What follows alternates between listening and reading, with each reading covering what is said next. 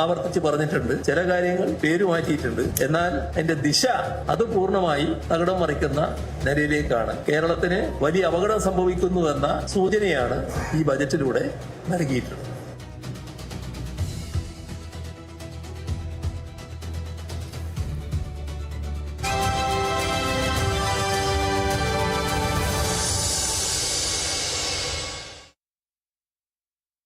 ഇടവേള കഴിഞ്ഞ് വാർത്തകളിലേക്ക് തിരികെ എത്താം.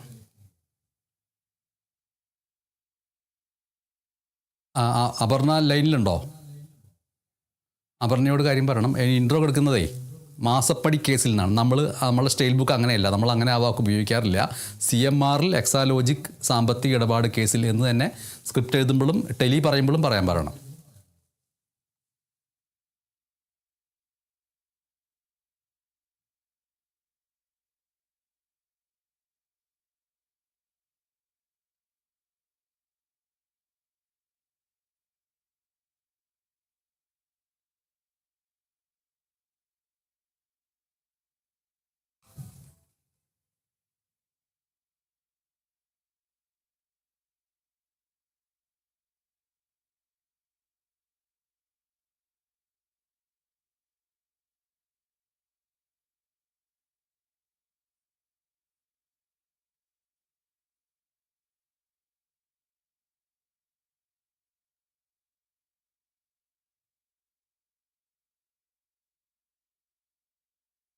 പൊസിഷനിൽ പിന്നെ അത് തന്നെ മുട്ടുമല്ലോ.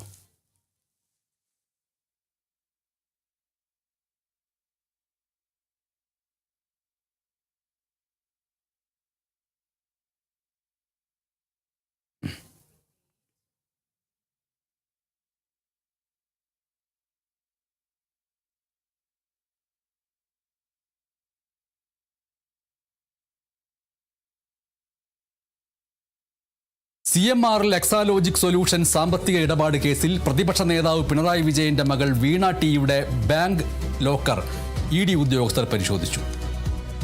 വീണയുടെ സാന്നിധ്യത്തിൽ തിരുവനന്തപുരം ആയുർവേദ കോളേജിന്റെ മുന്നിൽ ഉള്ള HDFC ബാങ്കിൽ നടന്ന ആ പരിശോധനയുടെ വിവരങ്ങൾ നൽകുന്നു അപർണ KS. ബനേഷ് CMR എക്സാലോജി കേസുമായി ബന്ധപ്പെട്ട് പിണറായി വിജയന്റെ മകൾ വീണ ടിയുടെ ബാങ്ക് ലോക്കർ ED ഉദ്യോഗസ്ഥർ പരിശോധിച്ചു കഴിഞ്ഞിരിക്കുകയാണ്. തിരുവനന്തപുരം ആയുർവേദ കോളേജിന് മുന്നിലുള്ള HDFC ബാങ്കിലാണ് ഇത്തരത്തിൽ പരിശോധന നടന്നത്. കൊച്ചിയിലെ ഓഫീസിൽ വെച്ച് നടത്തിയ ചോദ്യത്തിന് ശേഷമാണ് വീണയുടെ ബാങ്ക് അക്കൗണ്ടുകൾ പരിശോധിക്കുന്നത്. തുടരന്വേഷണത്തിന്റെ ഭാഗമായാണ് ഇത്തരത്തിലൊരു പരിശോധന ഇപ്പോൾ നടക്കുന്നത്. ഈ ബാങ്കിലാണ് സ്വർണത്തിന്റെ ഉൾപ്പെടെയുള്ള ലോക്കർ സൗകര്യങ്ങൾ ഉപയോഗിച്ചിട്ടുള്ളതെന്നാണ് വീണ ഇന്നലെ മൊഴി നൽകിയിരിക്കുന്നത്. നിലവിലെ പരിശോധന നടന്നുകൊണ്ടിരിക്കുകയാണ്. നേരത്തെ പിണറായി വിജയന്റെ വീട്ടിൽ ഇത്തരത്തിൽ ED റെയ്ഡ് നടത്തിയിരുന്നു. ആ റെയ്ഡിനെ തുടർന്ന് വളരെ അക്രമാസക്തമായ സാഹചര്യം ഉണ്ടായതിനെ തുടർന്ന് ഇത്തവണ കേന്ദ്ര അംഗങ്ങളെ ഉൾപ്പെടെ പരിശോധനയ്ക്ക് എത്തിച്ചിട്ടുണ്ട്. ബാങ്കിന് മുന്നിൽ രക്ഷാ ഉദ്യോഗസ്ഥർ അടക്കം പങ്കെടുത്തിട്ടുണ്ട്. സംസ്ഥാനത്തിന്റെ ഉന്നത പോലീസ് ഉദ്യോഗസ്ഥർക്കും പരിശോധന വിവരങ്ങൾ കൈമാറിയിട്ടുണ്ടെന്നാണ് ലഭ്യമാകുന്ന വിവരങ്ങൾ.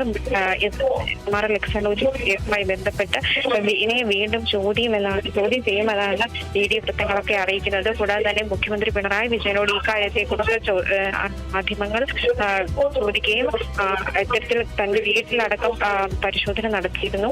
അവർക്ക് ഡോക്ടറടക്കം പരിശോധിക്കണമെന്ന് ആവശ്യപ്പെട്ടു. ഇതിനെ തുടർന്നാണ് ഇത്തരത്തിൽ പരിശോധന നടത്തുന്നത്.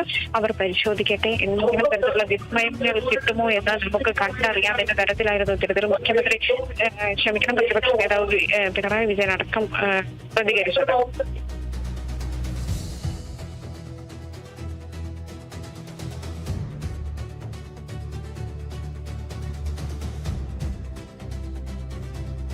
ടെലിഗ്രാം ആപ്പിന് ഏർപ്പെടുത്തിയ നിയന്ത്രണങ്ങൾക്കെതിരെ നൽകിയ ഹർജി ഡൽഹി ഹൈക്കോടതി തള്ളി.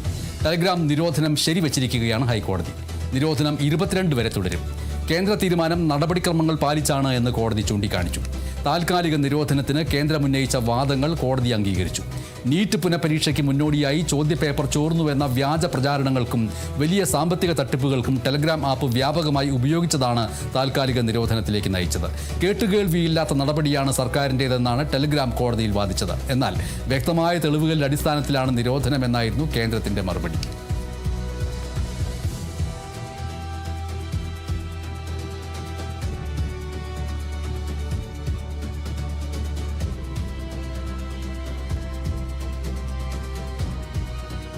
സംസ്ഥാന ആരോഗ്യ വകുപ്പ് ഡയറക്ടറേറ്റ് ആസ്ഥാനത്ത് കസേരയെ ചൊല്ലി മുതിർന്ന ഉദ്യോഗസ്ഥർ തമ്മിൽ തർക്കവും വാക്കേറ്റവും നടന്നു.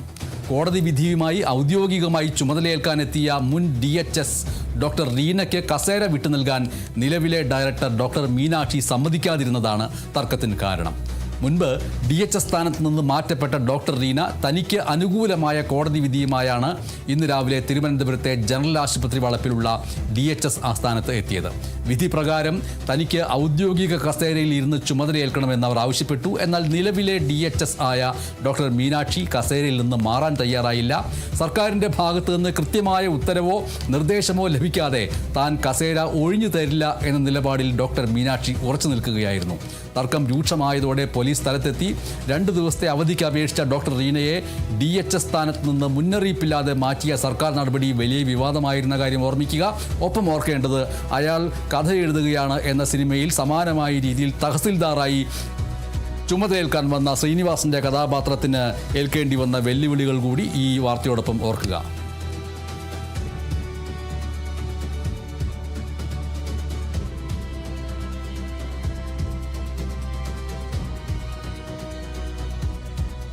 ഭാര്യയെ മർദ്ദിച്ചു എന്ന പരാതിയിൽ പോലീസ് കേസെടുത്തതിന് പിന്നാലെ BJP തൃശൂർ സൗത്ത് ജില്ലാ പ്രസിഡന്റ് സ്ഥാനത്ത് നിന്ന് രാജിവെച്ചിരിക്കുകയാണ് AR ശ്രീകുമാർ എന്ന ഭർത്താവും BJP നേതാവും.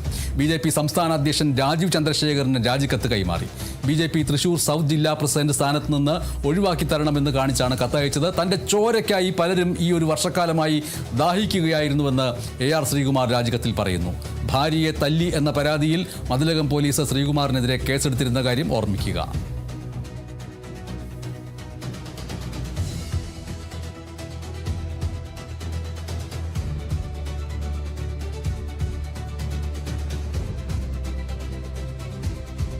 സ്ത്രീകൾക്കുള്ള പ്രിയദർശിനി സൗജന്യ യാത്രാ പദ്ധതിയിൽ യാത്രക്കാർക്കുള്ള അഭിപ്രായങ്ങളും നിർദ്ദേശങ്ങളും എന്തൊക്കെയാണ് എന്നറിയാൻ ആഗ്രഹിക്കുകയാണ് KSRTC. അതിനുവേണ്ടി നിർദ്ദേശങ്ങൾ ശേഖരിക്കാൻ ഒരുങ്ങുകയാണ്. KSRTC ചലോ മൊബൈൽ ആപ്പിൽ പുതിയ ഫീഡ്ബാക്ക് ആൻഡ് റേറ്റിംഗ് സംവിധാനം ആരംഭിച്ചു. യാത്രക്കാരുടെ അനുഭവങ്ങൾക്ക് കൂടുതൽ പ്രാധാന്യം നൽകുകയും അവയെ അടിസ്ഥാനമാക്കി സേവനങ്ങളിൽ മാറ്റങ്ങൾ നടപ്പിലാക്കുകയും ചെയ്യുക എന്ന ലക്ഷ്യത്തോടെയാണ് നടപടി. യാത്രക്കാർക്ക് ഓരോ യാത്രയ്ക്ക് ശേഷവും തങ്ങളുടെ അനുഭവം KSRTC ചലോ ആപ്പ് വഴി വിലയിരുത്താൻ കഴിയും. യാത്രയുടെ സുരക്ഷ, സമയനിഷ്ഠ, ബസ്സിലെ സൗകര്യങ്ങൾ, ശുചിത്വം, ജീവനക്കാരുടെ പെരുമാറ്റം, യാത്രാ സൗകര്യം തുടങ്ങിയ വിവിധ ഘടകങ്ങൾക്ക് റേറ്റിംഗ് നൽകുന്നതിനോടൊപ്പം യാത്രക്കാർക്ക് തങ്ങളുടെ അഭിപ്രായങ്ങളും നിർദ്ദേശങ്ങളും രേഖപ്പെടുത്താനും അവസരമുണ്ടാകും.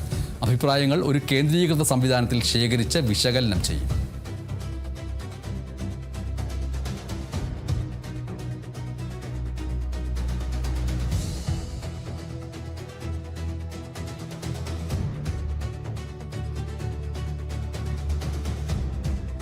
അന്തിമ സമാധാന കരാറിനുള്ള നടപടികളിലേക്ക് കടന്നിരിക്കുകയാണ് ഇറാനും അമേരിക്കയും.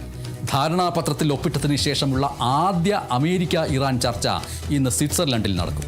അന്തിമ കരാറിന് രൂപം നൽകുന്നതിനുള്ള ചർച്ചകൾക്കാണ് ഇതോടെ തുടക്കമാവുക.